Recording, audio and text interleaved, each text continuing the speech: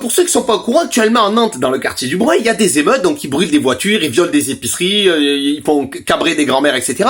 Parce qu'apparemment, il y aurait un jeune qui aurait été tué par un flic, donc ce jeune n'avait pas de papier, pas de permis, il a refusé un contrôle d'identité, il aurait reculé pour les uns et essayé de tuer le flic pour les autres, il a pris une balle. Voilà, c'est toujours triste quand quelqu'un meurt, quoi qu'il arrive. Donc, je ne parlerai pas de cette affaire, je parle en règle générale. Ce que j'ai remarqué en France, c'est très bizarre. Déjà, il y a des gens qui pensent qu'être délinquant, c'est cool. C'est-à-dire, c'est ceux qui se trimbalent avec des t-shirts Pablo Escobar, ils font, ouais, tanto buono que faisas la pognonas. Sauf que quand ton gosse, tu vas le retrouver avec une seringue dans le bras, bleu, séché dans un caniveau, tu vas trouver ça aussi cool. Hein, peut-être que quand ils vont venir pisser, chier dans ta boîte aux lettres, tu vas trouver ça cool. Peut-être que quand ils vont décapsuler le cul de ta grand-mère dans une cave, tu vas trouver ça génial.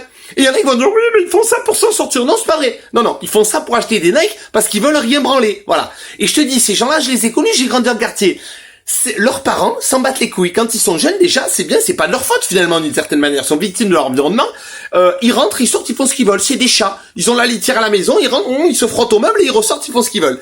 Ces gens-là sont une minorité. 10% dans un quartier. Contrairement aux 90% de gens, peu importe leur religion ou leur ethnie, qui sont adorables et qui se comportent absolument très bien.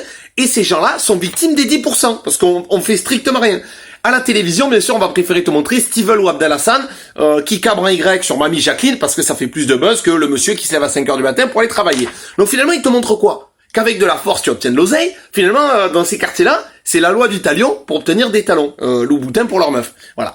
En général, le mec, donc il se retrouve dans une bavure, il a un casier long comme le bras, c'est-à-dire le mec il a un casier, laisse tomber. À côté Pablo Escobar, c'est jeu des fils d'ange gardien, il roule sans permis, sans volant, sans pneus, sans vitre, sans sapin magique, sans rien du tout. Les flics lui demandent de s'arrêter, je parle en règle générale, je parle pas de cette affaire, encore une fois, je ne connais pas tous les détails. Lui demande de s'arrêter, bon, il s'arrête pas sur le bas-côté en disant bonjour messieurs, désirez-vous un mentos? Non, c'est cabrage et compagnie, c'est Fast and Furious, voilà. Et donc, là, je comprends pas. Le mec se prend un platane ou se fait bombarder, et là, qu'est-ce qui va se passer? Tu vas avoir quelqu'un de la famille qui va dire, non, je comprends pas, il avait jamais rien fait, bien sûr, il avait violé des personnes âgées, mais c'était toujours dans le respect de la personne humaine.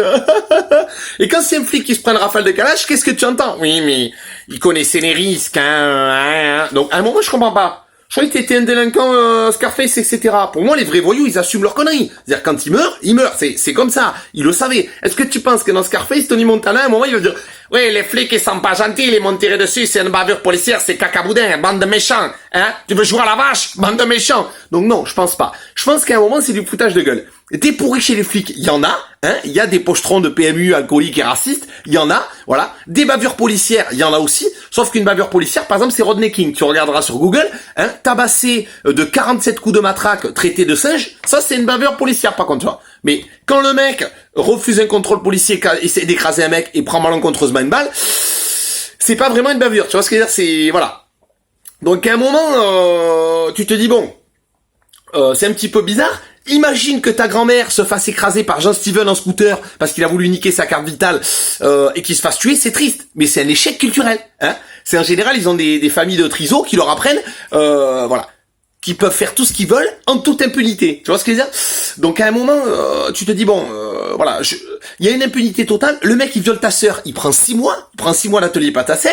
Par contre, c'est un flic qui pince un bras d'un mec, il se fait défoncer. Il se fait défoncer et on te dit qu'il connaissait les risques. Alors là, je comprends pas trop. Parce qu'en fait, si tu veux, ce qui se passe, c'est que les ministres en ont rien à branler. Les flics se font défoncer à longueur de journée. Les gens qui habitent là-bas se font défoncer à longueur de journée. Voilà, donc à un moment, bon, voilà, c'est compliqué si tu veux. Hein. Et là, qu'est-ce qu'ils font? Ils font cramer les bagnoles de gens qui ont strictement rien fait. Ils vont violer ton épicerie, ils vont tout casser. Hein, c'est un truc de dingue. C'est comme si un mec qui te vole un stylo et qui dit tiens je vais brûler la maison de la voisine, ouais c'est génial. Tout ça pour dire quoi? Que ces mecs-là, ce 10% de délinquants, ils en ont rien à foutre de vous, de moi, de qui que ce soit, ils s'en battent les couilles. Ils pensent qu'à leur gueule.